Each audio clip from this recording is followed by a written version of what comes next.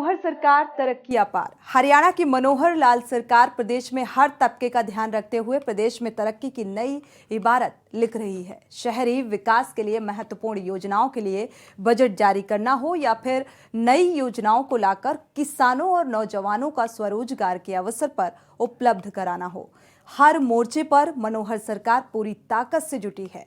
प्रदेश के नागरिकों की सेहत का भी सरकार खूब ध्यान रख रही है। प्रदेश की जनता के लिए हरियाणा सरकार द्वारा लाई गई निरोगी हरियाणा योजना के सकारात्मक परिणाम भी अब सामने आने लगे हैं। गांव गली से लेकर शहर के आखिरी छोर तक मनोहर सरकार की योजनाओं का लाभ पहुंच रहा है। मनोहर सरकार में खुशहाल हरियाणा तरक्की के नए आयाम गढ़ रहा है। देखिए ये हमारी खास रिपोर्ट। हरियाणा में मनोहर लाल सरकार का कमाल, खुशहाली अपार, प्रदेश की तरक्की बेमिसाल, विकास की रफ्तार, गांव गली तक खुशहाल, हर तबके को मिल रहा है हर योजना का लाभ।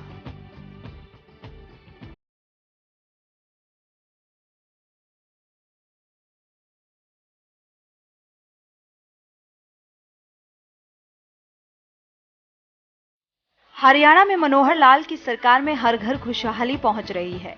योजनाओं के लाभ के साथ राज्य में विकास की रफ्तार भी चौगुनी हो चुकी है। गांव गली हर तबके तक विकास की बयार पहुंच रही है। सीएम मनोहर लाल के बड़े फैसलों से हरियाणा लगातार विकास के नए आयामों को छू रहा है। शहरी इलाकों में विकास के लिए सालाना बजट पास कर सड़क, जलापूर्ति, सीवरेज सिस्टम को ठीक करने की कवायद तेज हो चली है।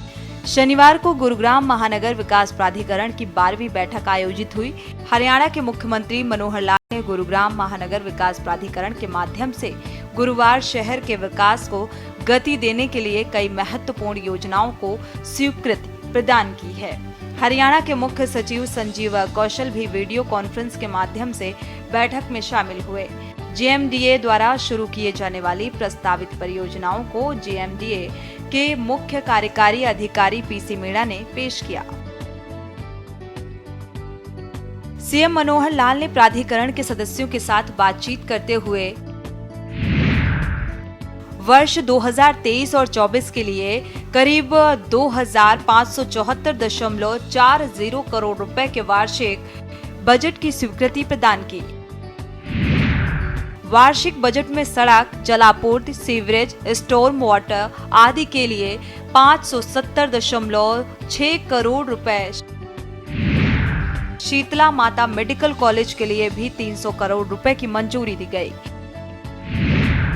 कैपिटल वर्क के लिए करीब 1151.77 करोड़ रुपए की मंजूरी। शहरी पर्यावरण के लिए 36 करोड़ रुपए की मंजूरी। ऑपरेशन एंड मेंटेनेंस के लिए 538 करोड़ रुपए का प्रावधान किया गया।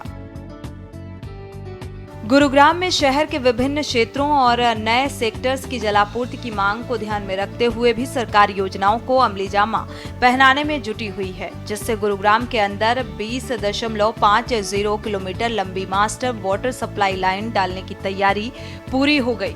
नई लाइन के लिए 125 करोड़ रुपए के बजट स्वीकृत किया गया है। बसई जल शोधन संयंत्र पार्ट 2 से 200 MLD क्षमता की नई लाइन को मंजूरी दी गई। ये लाइन सेक्टर 101, 104, 108, 110 और 110A new Palam Bihar sector 23 NH48 को पार करते हुए साइबर हब आदि क्षेत्रों में लाइन बिछेगी, जिससे नए और पुराने शहर में जलापूर्ति की मांगों को पूरा किया जा सकेगा, जिससे न सिर्फ शहरी क्षेत्रों में शुद्ध पेयजल की निर्बाध आपूर्ति होगी, बल्कि हर घर तक पीने का साफ पानी पहुंचेगा। सुगम यातायात और ट्रैफिक जाम से निपटने के लिए सदर्न पेरिफेरल रोड को फरीदाबाद रोड से NH48 तक जोड़ने वाली सड़क के अपग्रेडेशन के कार्य के तहत वाटिका चौक पर बन रहे अंडरपास के लिए भी धनराशि का आवंटन किया गया है, जिसके बनने से न सिर्फ लोगों को बेहतर कनेक्टिविटी मिलेगी, बल्कि समय की भी बचत होगी। मनोहर लाल सरकार प्रदेश में सिर्फ शहरी ढांचे ही नहीं, गांव के विकास पर भी खासा ध्यान दे रही है। युवाओं और किसानों को स्वरोजगार से जोड़ने के लिए नई योजनाओं को लाकर लाभ के अवसर भी प्रदान कर रही है। पशुपालन क्षेत्र में बढ़ते रोजगार के अवसर को देखते हुए हरियाणा सरकार ने छोटे किसानों और युवाओं के लिए हाईटेक और मिनी डेयरी योजना शुरू की है। दूध के व्यवसाय में जुड़े लोगों को अपने परिवार को पालन करने के लिए बहुत सहयोग हो रहा है। जैसा हमारा किसान है, संयोग से भूमि जोत ये छोटी होती जा रही है और जब जोत छोटी होगी तो वैकल्पिक साधन इसकी भी आवश्यकता है। तो उसको तलाशने के लिए अतिरिक्त व्यवसाय के रूप में ये जो दूध उत्पादन का व्यवसाय, ये हमारे किसानों के लिए, ग्रामीण क्षेत्र के युवाओं के लिए और खास करके जैसा मैंने बताया हाईटेक और मिनी डेयरी, इसका जो उपयोग होगा इससे रोजगार के अवसर उसके बढ़ेंगे। इस योजना के अंतर्गत हम 10 दुधारू पशुओं तक की मिनी डेयरी खोलने के लिए पशुओं को पशु की लागत का 25% सब्सिडी दी जाती है। इस स्कीम के तहत 10 दुधारू पशुओं की मिनी डेयरी खोलने के लिए पशु की लागत पर 25% सब्सिडी दी जाएगी। इसके अलावा अगर किसान मिनी और हाईटेक डेयरी खोलना चाहता है तो उन्हें भी 20 से अधिक दुधारू पशु रखने होंगे और इन पशुओं की खरीद करने के लिए सरकार ब्याज में छूट भी प्रदान करेगी। वहीं इस योजना के तहत अनुसूचित जाति और जनजाति के किसानों को रोजगार देने के लिए सरकार 3 दुधारू पशुओं की डेयरी स्थापित करने के लिए 50% तक सब्सिडी और 20 से अधिक दुधारू पशु की हाईटेक डेयरी खोलने पर उन्हें ब्याज में छूट देगी। हम 10 दुधारू पशुओं तक की मिनी डेयरी खोलने के लिए पशुओं को पशु की लागत का 25% सब्सिडी दी जाती है। अनुसूचित जाति के लोगों को रोजगार उपलब्ध कराने के लिए 2 या 3 पशुओं की डेयरी खोलने पर 50% तक भी हम उनको और एक प्रकार से सब्सिडी देते हैं। इसके अलावा 20 या इससे अधिक दुधारू पशुओं की हाईटेक डेयरी स्थापित करने के लिए ब्याज में छूट दी जाती है। वर्तमान सरकार के कार्यकाल में हमने अभी तक 13,244 डेयरियां ये स्थापित कराई हैं। जैसा हम जानते हैं कि डेयरी उद्योग खोलने के लिए जो मुख्य रूप से जिन बातों की आवश्यकता होती है उसमें उच्च कोटि के नस्ल इसके जो पशु हैं इनकी आवश्यकता रहती है। दूध यानी डेयरी इकाई स्थापित करने के लिए हमको पूंजी की भी आवश्यकता होती है। दूध की खरीद और प्रोसेसिंग की व्यवस्था समुचित हो इसकी आवश्यकता रहती है। पशु बीमार हो उसके इलाज के लिए पशु चिकित्सा की सुविधाएं और अनुसंधान ये भी आवश्यकता होती है। और इन सबसे ऊपर कभी अकस्मात कोई दुर्घटना हो जाए, हमारा पशु मानो कहीं हानि हो जाए तो उस हानि की पूर्ति के लिए बीमा योजना इसकी भी आवश्यकता होती है। ग्रामीण क्षेत्रों में पशुपालन को इनकम का सबसे अच्छा स्रोत मानते हुए प्रदेश सरकार ग्रामीण क्षेत्रों में मिनी और हाईटेक डेयरी खोलने के लिए युवाओं को सब्सिडी और कम ब्याज दर पर लोन की सुविधा भी दे रही है। और खास बात यह है कि करीब 20,000 से अधिक युवाओं को स्वयं की डेयरी खोलने के लिए कर्ज भी मिल चुका है। और इतना ही नहीं, सरकार ने सहकारी दुग्ध समितियों के दूध उत्पादकों के बच्चों के लिए भी छात्रवृत्ति योजना शुरू कर एक नई पहल की है। हरियाणा सरकार की विशेष योजना में आवेदन कर सरकारी मदद से मिनी और हाईटेक डेयरी खोल सकते हैं। प्रदेश में अब तक 13,244 डेयरियां स्थापित की गई हैं। राज्य में पशुधन किसान क्रेडिट कार्ड योजना शुरू की गई।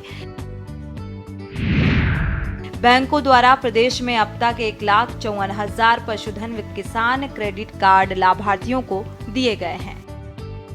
पशुपालन के लिए जो पूंजी की आवश्यकता होती है तो उस पूंजी की आवश्यकता को भी पूरा करने के लिए हमने बैंकों से योजना बनाई है।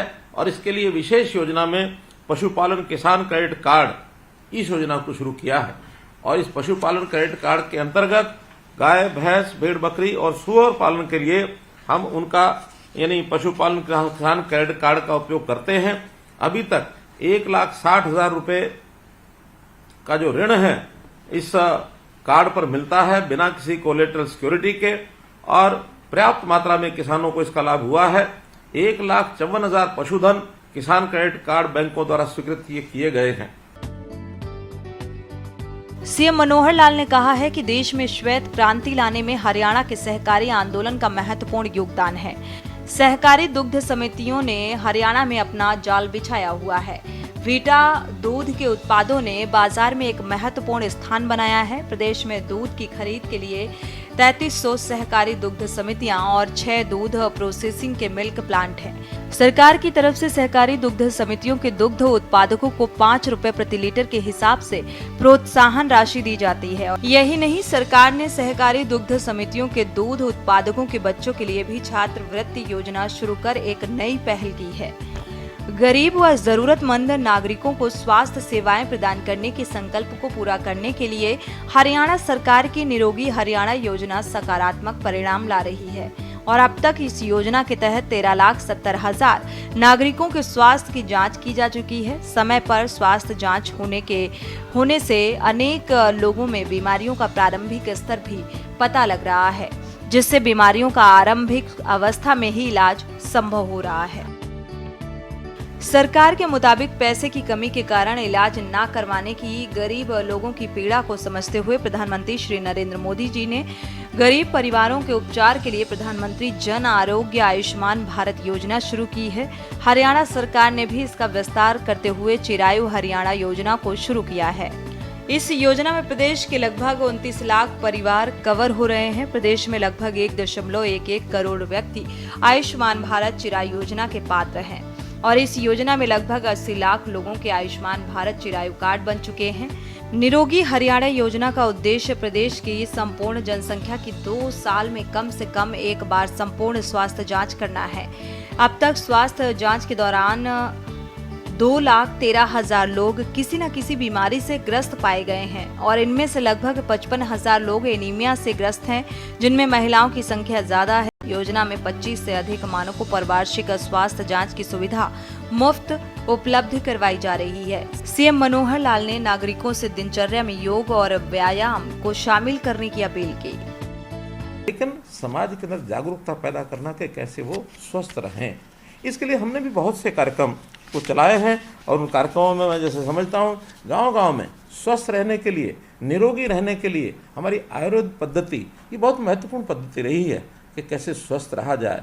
उसके लिए हमारे खान पान की ये चिंता हमारे बड़े बुजुर्ग, दादी नानी ये सब करते थे कि बेटा क्या खाना है क्या नहीं खाना है। आज भी डाइटिशियंस जो हमारे औषधालयों में या हमारे अस्पतालों में होते हैं वो हमें गाइड करते हैं कि क्या खाना है क्या नहीं खाना। हमने गांव-गांव में पार्क योगशालाएं ये शुरू किए हैं कि योग करिए, स्वस्थ रहिए, स्वास्थ्य ठीक रखने के लिए व्यायाम करिए। तो ये व्यायामशालाएं, योगशालाएं ये भी अपने आप में उसके लिए हमने शुरू किया है। रोजगार से लेकर निरोगी काया और शहरों के विकास से लेकर गांव में किसानों की आय बढ़ाने तक को लेकर मनोहर लाल सरकार हर उम्मीदों पर खरी उतर रही है। स्पेशल डेस्क, के न्यूज इंडिया।